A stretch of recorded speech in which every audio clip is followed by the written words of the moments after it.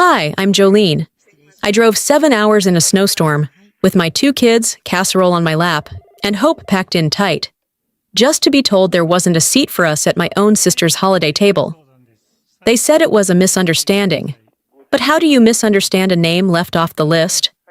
A child turned away from the cousin's table? A scarf, hand-knitted with love, tossed aside like clutter? What happens when silence isn't just awkward, but designed?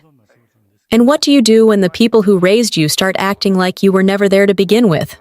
The text came on a Wednesday afternoon, tucked between a school pickup reminder and an alert about snow flurries moving in from the west. It was from Seraphine. Just one line. If you're free, you can drop by Saturday night for the holiday party. That was it. No, we'd love to see you. No, the kids would love to play with their cousins. Just a generic, sterile note that could have been meant for anyone. Still, I stared at it longer than I care to admit, wondering if maybe, just maybe, this year would be different. I didn't reply right away. I kept rereading it, as if more warmth might emerge the 5th or 6th time around. It never did. For the rest of the evening, I hovered over my phone. Should I confirm? Ask what time? Offer to bring something? Finally, I texted. Would it be helpful if I brought a dish? I can make the sweet potato casserole the kids love. Read. No reply. Just that little gray word sitting beneath my message like an echo in an empty room. The next morning, Nadine asked if we were going to Aunt Seraphine's party. We've been practicing the Jingle Bell Rock dance at school, Mom. I want to show it to everyone. Her little brother chimed in, nodding furiously, his mouth full of cereal. And just like that, the decision was made for me. Maybe she had been busy. Maybe she was planning to reply. Maybe she didn't realize how much I needed to feel included.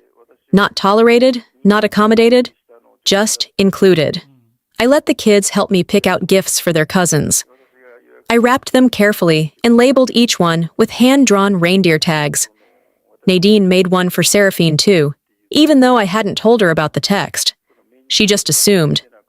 That's the thing about kids. They expect people to show up, to care. I pulled out my knitting supplies and finished the scarf I'd started months ago. It was meant to be a birthday gift for Seraphine, but I never sent it. I told myself it wasn't the right color.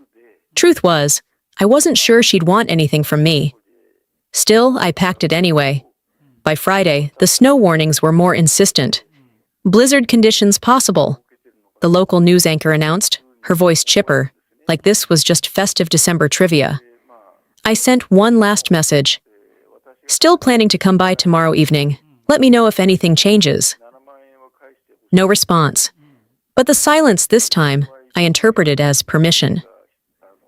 Saturday arrived with biting cold. I loaded the car with coats, boots, and a dish of warm casserole wrapped in foil. I secured the gifts in the back, double-checked everyone's hats and gloves, and slid behind the wheel. The kids were giddy, singing carols, trading candy canes, their breath fogging the windows. We drove for nearly 7 hours. The storm that had been predicted, it arrived midway through Iowa. Visibility dropped. I gripped the wheel like it might fly out of my hands. But I kept going, because I had to believe this time would be different. I didn't tell the kids how bad the roads were, or how many times I considered turning around. All I said was, almost there. Even when the road signs blurred and my hands went numb. When we finally reached Cedar Rapids, the snow had let up, but the cold settled in, like it meant to stay a while. I turned onto Seraphine Street, heart thudding. With the kids bundled up in the back seat and headlights barely cutting through the snow, I whispered to myself, this time will be different, right? Nadine's tiny hand tightened in mine, and I knew I couldn't let her see me break. The wind pushed hard against us as we stepped out of the car, snow crunching beneath our boots, the cold biting through every layer of clothing I'd carefully packed that morning. My son was already asleep in my arms, his cheek warm against my shoulder, oblivious to the tension I carried like a second coat. The driveway was mostly cleared, but the only open space had a sawhorse with a printed reserved sign wedged into a snowbank. A sleek silver SUV with gold vanity plates, Zinio 1, sat parked with just enough smugness to feel intentional. I parked down the street, the wheels sliding once before settling in a mound of slush. My gloves were damp before I'd made it halfway to the front steps, and by the time we reached the door, my arms ached, and Nadine's scarf had unraveled behind her. The front door was cracked open, music and laughter spilling out like steam from a boiling pot. But no one came to greet us. No one looked out. No familiar face lit up. Just warmth on the other side of the threshold, and us, standing in the cold. I pushed the door gently. The hallway beyond was full of coats hanging on hooks, boots neatly arranged, the smell of cinnamon and baked ham drifting through the air. I nudged Nadine forward, whispering for her to wipe her boots. She did as told, even if no one had made room for us. Inside, everything gleamed. Polished floors, twinkling lights, garland that must have cost a fortune. And there we stood, me with my casserole, the bag of gifts, and two kids not listed anywhere on the seating chart displayed near the dining room archway. A woman I didn't recognize, holding a flute of champagne, glanced at the chart and then at me. "Oh, are you someone's +1?" Before I could answer, she walked off, already mid-conversation with someone else. My eyes scanned the list again. All the names were typed, perfectly aligned, with placeholders matching plates on the long table in the dining room. Nadine tugged at my coat. "Mom, where's our seats?" I didn't have the heart to lie, so I didn't answer at all. I led her toward the coat rack, only to realize there was no space left. I ended up holding the coats over my arm while balancing the dish against my hip. I could feel the scarf I'd knitted for Seraphine poking out of the gift bag, now slightly damp. Aunt Marlene passed by without even looking in my direction, ushering Seraphine's twins toward the dessert table. Nadine followed instinctively, but was intercepted by one of the other cousins' moms with a tight smile and an even tighter grip on her daughter's arm. I turned slowly, the heat from the crowded house making me sweat, despite the chill still clinging to my sleeves. Across the kitchen, I caught a glimpse of Seraphine, her back turned, apron tied neatly, laughing at something a man beside her said. I thought she'd glance up, catch my eye, nod, even. But she didn't. Instead, Zinnia breezed past me with a glass of something red and festive in hand. She didn't even pause. "Seraphine didn't think you'd actually come in this weather," she whispered, flashing that grin of hers that always felt more blade than smile. I shifted the casserole dish in my grip, nearly dropping it. No one offered to take it from me. No one offered anything. A burst of laughter erupted from the living room.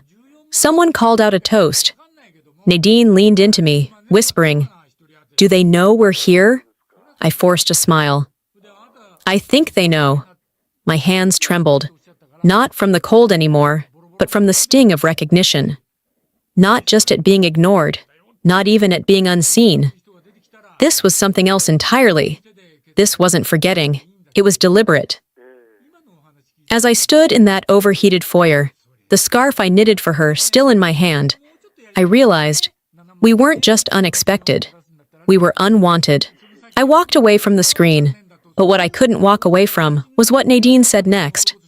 "Mom," she whispered, tugging lightly on my sleeve, "why aren't we in any of the pictures?" I froze. Her question didn't come from anger. It came from confusion. From that space where children expect love to look like inclusion, and they don't yet understand what it means to be deliberately left out. I bent slightly, smoothing her hair behind her ear and forcing a smile I didn't feel. "Maybe we'll be in the next one," I told her, my voice cracking halfway through the lie. She nodded, trusting me, and turned her eyes back to the screen, hopeful. We were standing in the back of the living room, the projector humming softly, casting golden light across the guests' faces. Everyone was gathered close, seated with wine glasses and paper plates balanced on their laps. The room buzzed with laughter and soft comments as the slideshow played. Seraphine's grand presentation, Our Family Through the Years. Image after image flashed across the screen. Birthday parties, vacations, holidays. But not once did I see my face. Not once did I spot Nadine or my son. It was as if we'd never existed in the family at all. A few frames featured events I had planned or hosted myself, now rewritten with Seraphine at the center, smiling like a queen in a crown she hadn't earned. Then it came. A childhood photo, one I remembered vividly. It was taken on our front porch. I was 6, Seraphine 9. We'd just gotten matching Easter dresses. Mom had wanted a clean shot, so she sat us side by side, told us to smile. But on this screen, the version shown had me cropped out completely. Seraphine was centered, flawless, holding her basket. The background ended just before where I had been sitting. I stared at it, heart hammering so loud I could barely hear the next line of piano music. The guests clapped politely. Some cooed about how sweet the memories were. A woman behind me murmured, "Seraphine always held the family together. She's just that kind of woman." I wanted to turn and laugh. I wanted to scream. But instead, I stood perfectly still, the scarf still folded in my bag, my son asleep in a corner armchair, Nadine watching a life she didn't recognize unfold in front of her. The video ended with a caption in bold script. "Through storms and sunshine, we've made it here, together." Together. What a word. Seraphine stood and gave a little bow, the kind you do when you're too self-satisfied to fake humility. "Thank you all for being part of this journey," she said. "I couldn't have done it without this family." The applause swelled. Zinnia dabbed the corner of her eye, like they'd just unveiled a national treasure. No one looked back at me. No one noticed that the only person who hadn't been clapped for was the one who used to clean up after these parties, who paid for the cake 2 Christmases ago when Mom's check bounced, who sewed costumes for 3 of those Halloween slides that had just skipped past like a dream. I felt like a ghost, present but unseen, heard but not remembered. When the lights came up, people began moving again, refilling glasses, shifting chairs. Nadine leaned her head on my side and whispered, "I thought they said everyone was in the video." I didn't answer. What could I say? Instead, I watched Seraphine hug a guest and thank her for the beautiful comment. I caught just enough of the exchange to hear, "Well, you've always been the glue." No one asked where I'd gone. No one mentioned my name. I stepped back toward the foyer, my feet moving on instinct more than decision. I didn't feel hurt anymore. Not exactly. What I felt was something colder, clearer, a space inside me where hope used to live, now quiet, settling. Maybe I wasn't just unwelcome. Maybe I'd already been erased. Nadine tugged at my sleeve. "Can we go home?" she asked softly. I crouched beside her, brushing hair from her cheek, my voice low. "Soon, sweetheart. Just a little longer, okay?" She nodded, but the light in her eyes had dulled since we walked through that front door. As she wandered back toward the punch table, I noticed a small folding table tucked beside the entryway, cluttered with unused name tags. One in particular caught my eye. A white rectangle, barely legible, scribbled in Sharpie, +1, Nadine. No mention of me, no last name.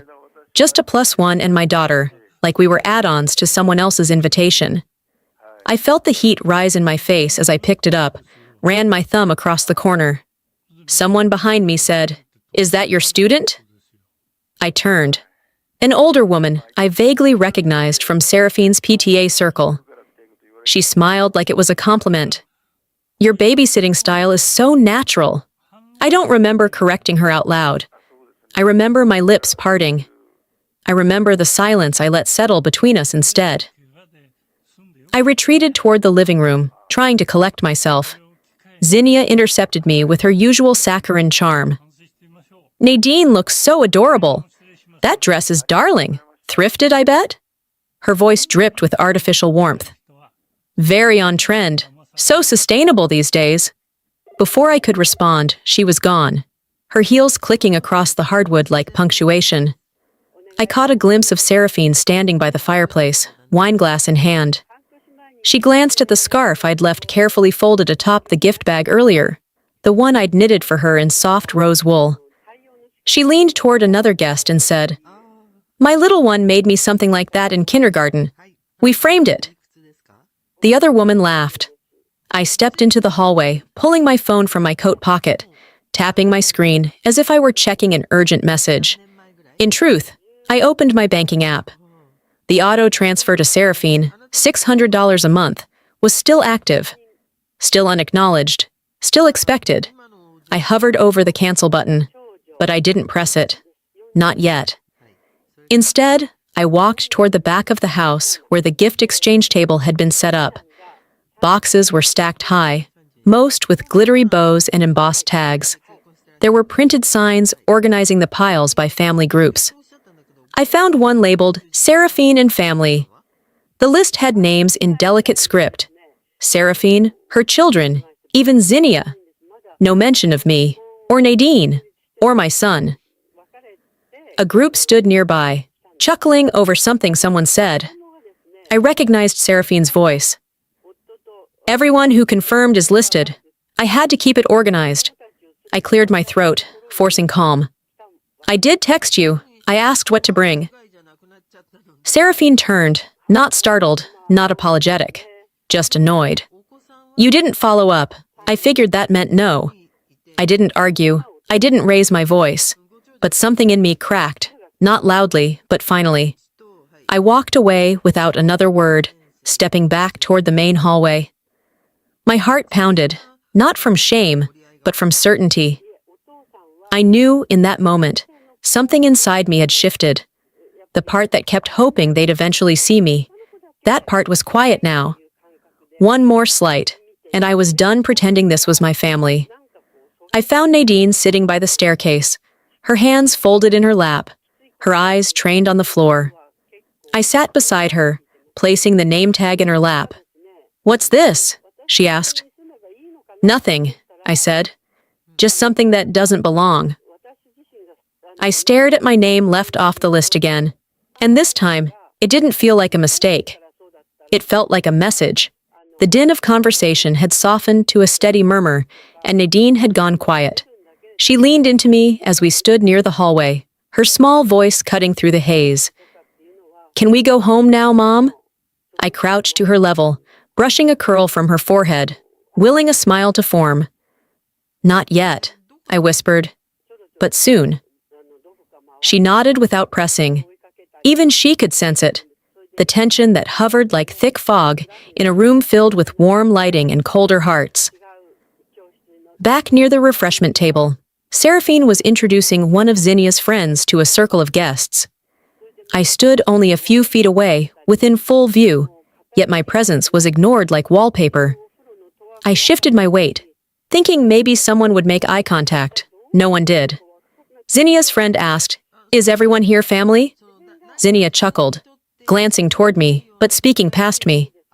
"Oh, we all have our roles here. Some people support from the sidelines." I blinked. A caterer walked by and said, "Excuse me, can you move that tray closer to the drinks?" It wasn't until I turned that he realized I wasn't staff.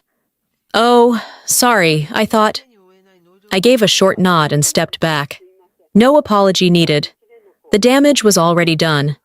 The clinking of glasses drew the crowd's attention to the fireplace, where Seraphine held her wine aloft. "Just a quick toast," she said, smile polished, posture impeccable. "To those who make this possible, Mom, for her wisdom, myself, for pulling it all together, and to the friends who remind us what real family feels like." There was a pause. No mention of me. Of course. Then she said it, the line that made my stomach churn. "This family thrives because we let go of what doesn't serve us." The room murmured in agreement. I caught someone nodding like they were in church. Nadine, standing beside the dessert table, had been quietly watching Seraphine's assistant rearrange the name cards for the kids' table. She tugged on my sleeve again. "Mom, my name's not on there."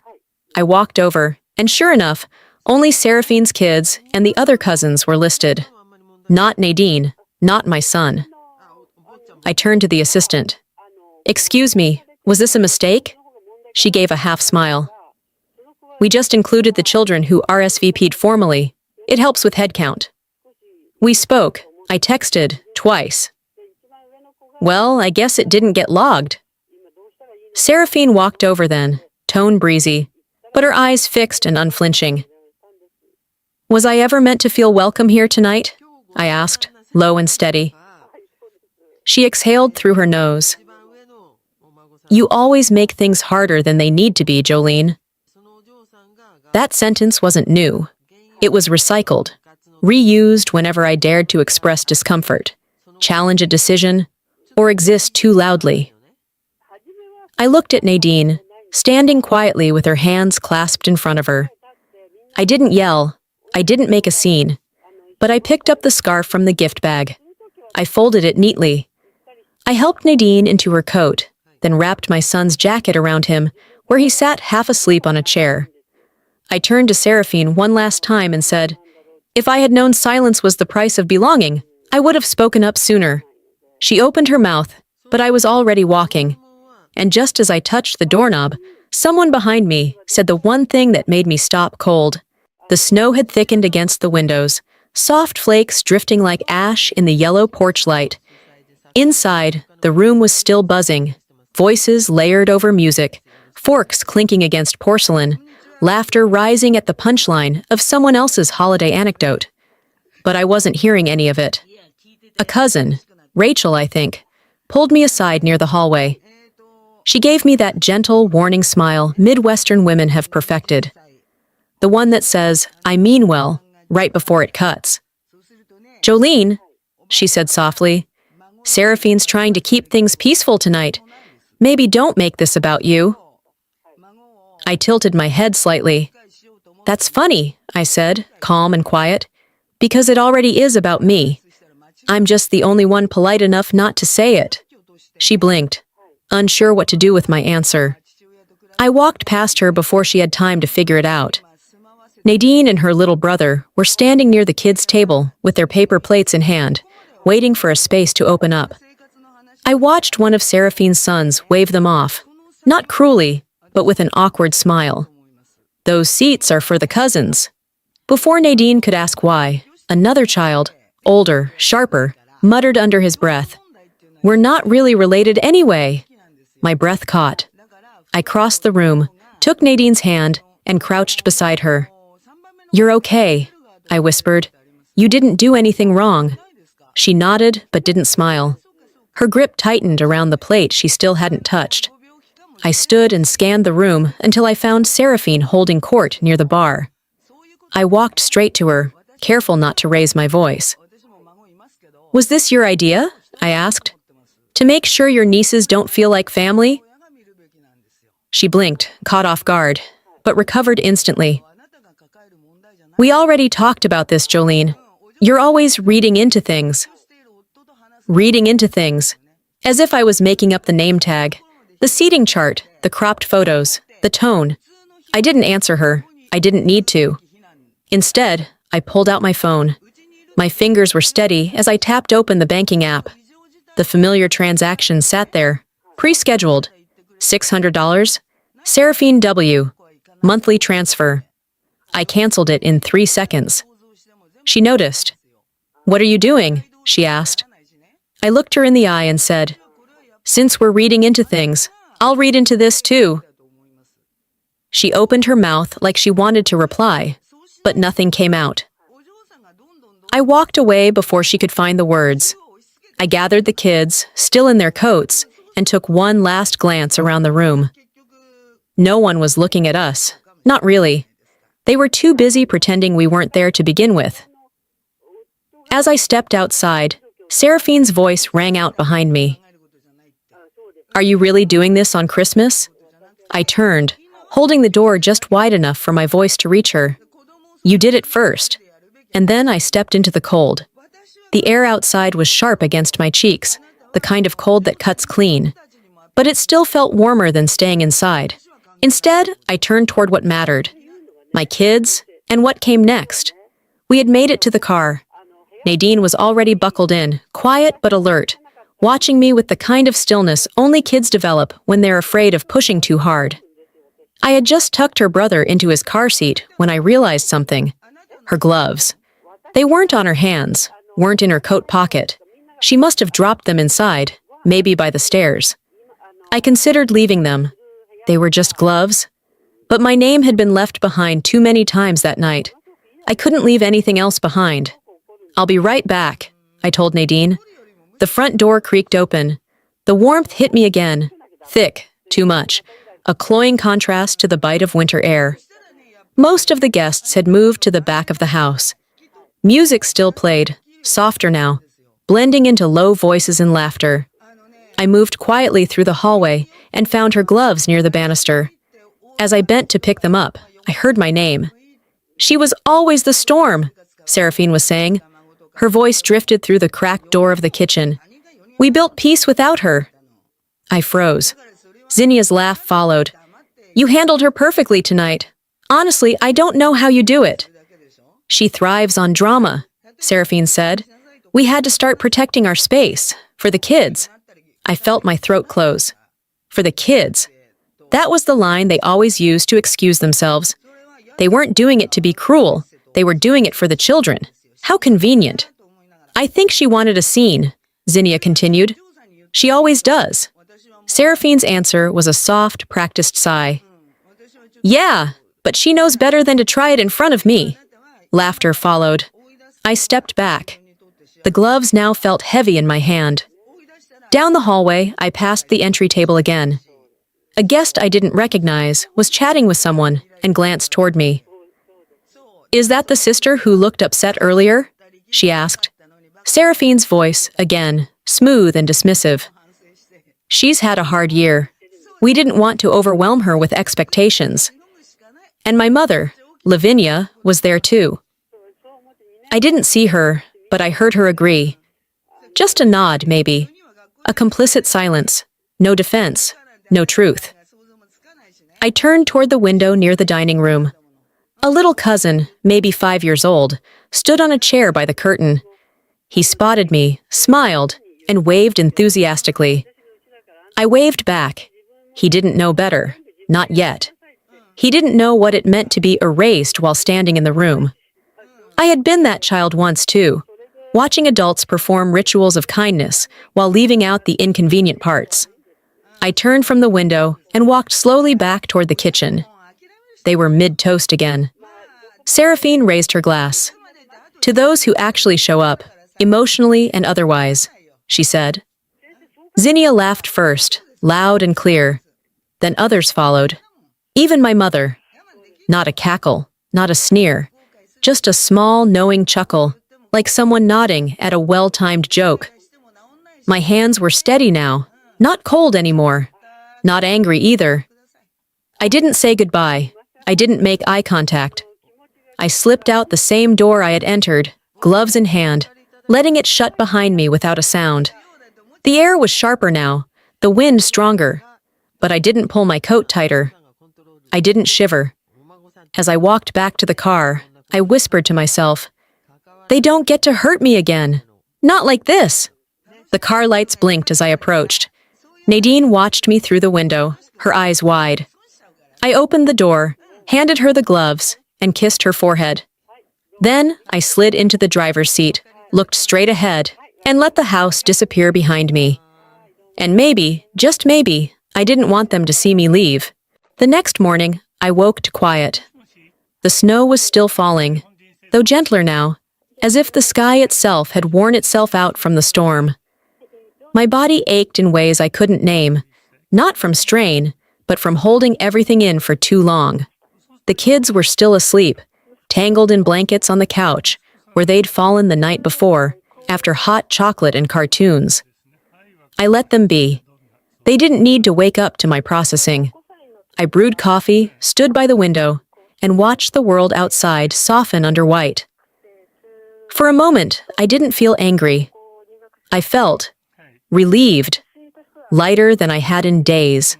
Back in the living room, I grabbed my laptop and opened a blank post. My fingers hovered over the keyboard. Not because I didn't know what to say, but because I knew I had to say it with care. Not for Seraphine, not for the others. For myself. I didn't name names. I didn't accuse. I wrote what happened, how it felt walking into a room with no place cards, no eye contact, and no acknowledgement. I described how my daughter clutched her plate, only to be told the seats weren't meant for her. How my name had been a +1. How our family video was edited so tightly, I'd been cropped out of my own childhood. I wrote it through my kids' eyes. The small humiliations that added up to a message. You are not one of us. Then I attached the photos. A snapshot of the name tag, +1, Nadine. The seating chart with our names missing. The blurry still of the slideshow frame, where half my arm had made the cut, but nothing else. Below it, I typed, some families erase with silence. Some do it with planning. I hit post. At first, nothing, just silence. It sat there on my profile like a weight I dared to set down in public. But within the hour, the comments started. Wait, this is awful. I saw that video. I've felt this too. Thank you for saying it. Family isn't blood. It's who shows up. Then came the private messages. Distant cousins, one of Seraphine's co-workers, someone I barely remembered from a school fundraiser 2 years ago. I noticed it that night. I just didn't know if it was my place to say something. Your daughter was so sweet. I'm sorry that happened. And then the message I'd been waiting for. From Seraphine. You're being dramatic. Followed by, take the post down before you embarrass everyone. I stared at the words for a long time, rereading them like I used to reread her invitations, hoping to find warmth in them that wasn't there. I replied, no, I'm done hiding the truth. She didn't respond after that. Later, a neighbor texted me. I heard she lost a small speaking gig. Something about public image. I didn't bring it up. I didn't ask her to. It wasn't about payback. I hadn't posted for revenge. I posted because erasure is a kind of violence, and silence only feeds it. Sometimes telling the truth isn't revenge. It's release. I had nothing left to explain. And that was freedom. 2 days had passed since I shared the post. The snow had softened overnight, melting in uneven streaks across the sidewalks. The air was warmer now, almost forgiving. The kind of air that lets you breathe without feeling like every inhale scrapes against something raw. The notifications on my phone had slowed. The initial wave of messages, comments, and quiet affirmations had crested and receded. What remained now were the echoes, gentle, steady, undeniable. What surprised me most wasn't the strangers who reached out. It was the familiar names, neighbors, old classmates, even Seraphine's former co-worker, who sent a message that simply said, I always saw how she spoke to you. I wish I'd said something. And yet, from my own family, nothing. No call, no text. Not even a passive-aggressive emoji reaction. Just the same silence they'd wrapped around me for years, now worn like a uniform. It didn't sting the same way anymore. It registered more like confirmation. Later that afternoon, as I was folding laundry, Nadine wandered into the room, dragging her sketchbook behind her. She climbed onto the couch beside me and asked, Is Grandma mad at us? The question was soft, but her eyes stayed fixed on mine, searching for something solid. I took a breath. I think Grandma doesn't know how to say what she really feels. And sometimes people stay quiet because they're scared. Scared of losing comfort. Scared of upsetting other people. It doesn't mean they're mad. She nodded slowly. But they didn't say sorry. No, they didn't, I said. And they might not. But that doesn't mean we did something wrong. She accepted that more easily than I expected. Maybe kids understand more than we give them credit for. Or maybe she'd already learned what I spent decades pretending not to know. That evening, just before dinner, I heard the thud on the porch. I opened the door and saw a box. No label, no handwriting, but I recognized the wrapping paper. It was the same one I'd used for the gifts we brought to the party. Inside were all the items I'd left behind. The scarf, still folded, untouched. The cookies Nadine had helped bake, now stale and crumbly. A gift I had bought for Lavinia, unopened, with the tag still attached. No note, no explanation, just a quiet, deliberate return of everything I'd tried to offer. I stood in the doorway longer than I should have, the box in my arms growing heavier by the second. It wasn't the weight of the items. It was the message. We don't want this. Or you. I brought the box inside and set it in the hallway. I didn't cry. I didn't rage. I just stared at it until it stopped feeling like a rejection and started feeling like what it was. Proof. They weren't my home anymore, just my history.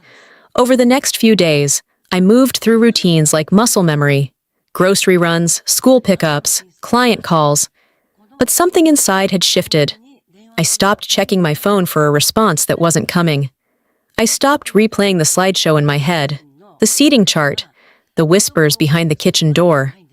One night, after the kids went to bed, I sat at the kitchen table with a cup of tea and my journal. I hadn't written in it since before the divorce, but tonight, the words came. I spent years trying to earn something that should have been mine by birthright. A seat at the table, a place in the photo, a name that didn't need explaining. I paused, then continued. Belonging doesn't have to be earned. If it does, it isn't real. I closed the journal and looked around the room. Toys scattered under the couch, crumbs on the floor, the faint sound of my son snoring down the hall. Everything imperfect, and still, everything mine. The silence from them was loud, but inside me, something was finally quiet. Something was finally quiet. Not in the world around me. People were still talking. But inside, the noise had gone. The constant self-questioning, the replaying of words I wished I had said or taken back, the mental loops of every party, every birthday, every moment I'd swallowed my own voice just to keep peace. Gone. Replaced by stillness. It had been a week since I shared the post. The snow outside had melted in patches, leaving behind gray slush and exposed earth, as if the ground itself was shaking off the weight of December. At school pickup, I noticed a few glances. Not the kind that made your shoulders tighten, but the kind that lingered a little longer than usual. One mom I barely knew, Annette, I think, offered a small smile as she passed me. "I read your post," she said under her breath, like it was a confession. "You told a story a lot of us don't have the courage to share." I nodded, thanking her. We didn't need more than that. In the grocery store, a former neighbor from 3 blocks over stopped me in the cereal aisle. "Didn't expect you to be the one to speak up," she said, "but I'm glad someone did." Not one word had come from Seraphine since that last text, but I heard from others. Her community board seat's been postponed, a mutual friend mentioned casually over coffee, and I think she lost that contract with the nonprofit. You didn't hear it from me. I didn't respond, not because I didn't care, but because I'd stopped keeping score. The same silence that once crushed me had become insulation. It kept me from taking pleasure in her fall, but also from feeling guilty that it was happening at all. One afternoon, I came home to find a grocery bag on my porch. No receipt, no note, no name. Just a box of my favorite tea, a loaf of fresh sourdough, some fruit, and a pack of my son's granola bars. I knew it was from Lavinia. It was her way. She never apologized. She provided groceries in place of words. I brought the bag inside and unpacked it without a second thought. Sometimes silence was still the wrong answer, but for once, it felt like the right gesture. A returned favor without the need for explanation. I didn't call to say thank you, and she didn't text to check in. Later that night, while Nadine was doing her homework, I scrolled through my phone and saw Zinnia had posted a video. She didn't say my name, but the tone was unmistakable. "It's so easy to misinterpret things," she said, addressing her followers. "When someone feels excluded, it doesn't always mean they were. Sometimes people just isolate themselves." The comment section didn't go the way she'd hoped. I saw that event. She wasn't imagining it. Calling someone invisible isn't a misunderstanding. You don't get to rewrite someone else's erasure. I didn't join the thread. I didn't need to. By the weekend, the video had been deleted. I took Nadine shopping that Sunday. We walked through the store like it was any other day. She grabbed a can of whipped cream and whispered, "Hot cocoa tonight?" Absolutely, I said. We passed two women in the frozen section, whispering to each other. One made eye contact with me and gave a polite, acknowledging nod. Not sympathy, recognition. I used to dread those moments, that public exposure, but now I welcomed it. I wasn't a problem to be solved or a scandal to be buried. I was just someone who finally said it out loud. As we waited in line, Nadine leaned against me, humming. I looked down at her and smiled. I wasn't invisible anymore, not because they saw me, but because I saw myself. Sometimes vindication doesn't roar. It just walks beside you while you buy milk. And that kind of silence, for once, brought peace. 2 weeks had passed since the party. The snow, once harsh and heavy, had started to pull back from sidewalks and curbs, revealing slushy grass and forgotten leaves. Life in Cedar Rapids moved forward with quiet steps and bundled coats. So did I. The voicemail came on a Thursday morning, between making school lunches and ironing Nadine's shirt for picture day. I missed the call, but the moment I saw the name, Mom, I knew it wouldn't say much. I pressed play while buttering toast. I hope you and the kids are warm, she said. That was it. No mention of the party, no mention of the post, no apology. Just ambient concern, like she was commenting on the weather. The kind of message you leave when you don't want to say anything real, but feel like you should say something. I didn't call back. That afternoon, while sorting through a drawer of old documents, I found an envelope of family photos I hadn't seen in years. The kind printed at drugstores, with dates in the corners and thumbprints smudging the edges. I sat on the floor and sifted through them one by one.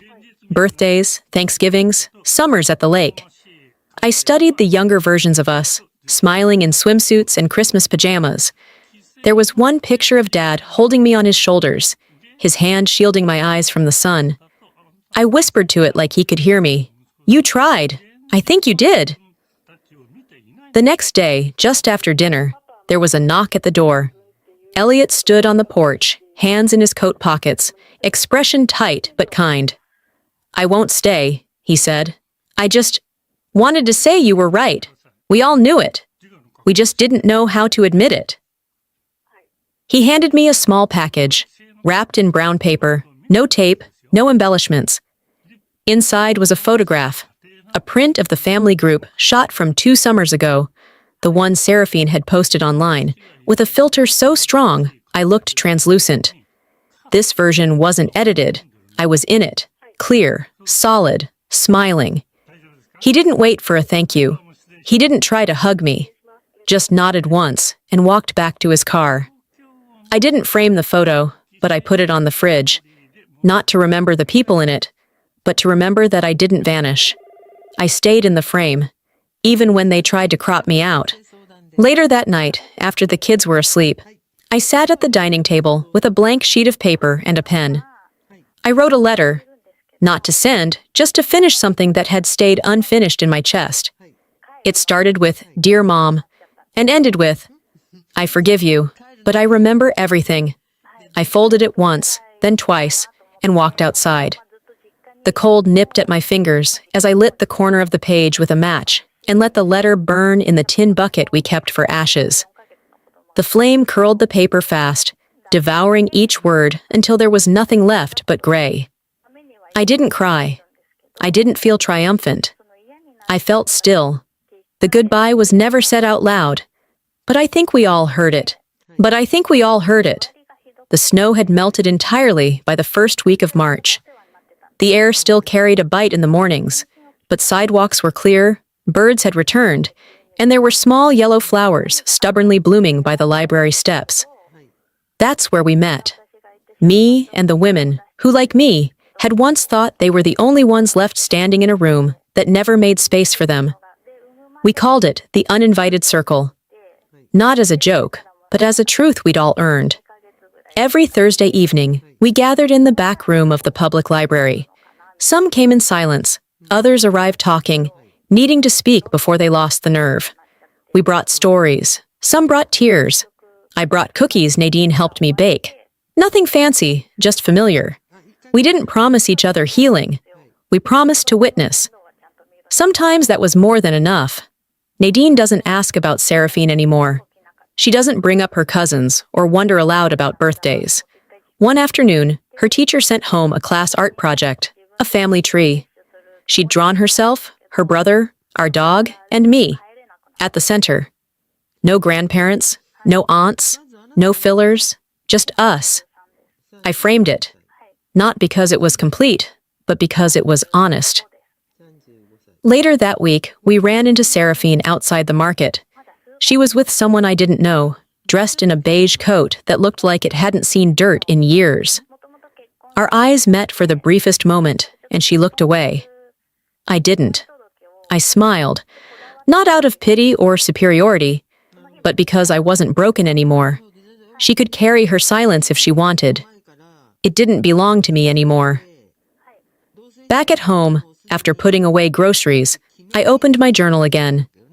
It had become a quiet ritual, something I'd given up for years and slowly found my way back to. I reread one of my first entries after the party. I'm done begging to be seen. Tonight, I wrote a new line beneath it. Now, I build places where others feel visible. That was the shift. Not reclaiming space someone denied me, but creating space that couldn't be taken away. On Sunday, we went to the park. The kids ran through grass that was still damp but no longer frozen. I caught them mid-laugh, snapped a photo. Sunlight catching the curl in my son's hair. Nadine's cheeks pink from running, both of them full of life. I printed the photo that night. The next morning, I slipped it into an envelope and addressed it to Lavinia. No note, no apology asked. But on the back, I wrote, "This is what family looks like to me. No caption needed." I placed it in the mailbox before I could second-guess it. Then I stood at the curb, breathing in the thawing spring. I didn't reclaim a family. I reclaimed myself. And that was more than enough. Sometimes, it takes being erased to realize you were never meant to fit in. You were meant to stand out. I spent years trying to mold myself into someone more acceptable, more quiet, more convenient for others. But the moment I stopped asking for space and started creating my own, everything changed. This isn't just about family. It's about every room that made you feel small, every table you were left out of, every version of the story where you were conveniently forgotten. You don't have to prove your worth to people who benefit from your silence. You don't have to shrink to be allowed to stay. I hope my story gives you the strength to speak up, to step out, or to simply choose peace, even if it means choosing yourself over tradition. And now, I want to hear from you. Have you ever felt like the outsider in your own story? What did you do when you realized you were no longer welcome, or never truly were? Share your experience in the comments. If this video spoke to you, drop a 1 below or tell me where you're watching from. And if you didn't connect with it, let me know why and where you're tuning in. I love hearing your thoughts. Don't forget to subscribe to the channel if you want more stories that touch the heart, challenge silence, and celebrate finding your voice. You're not alone, and your voice matters here.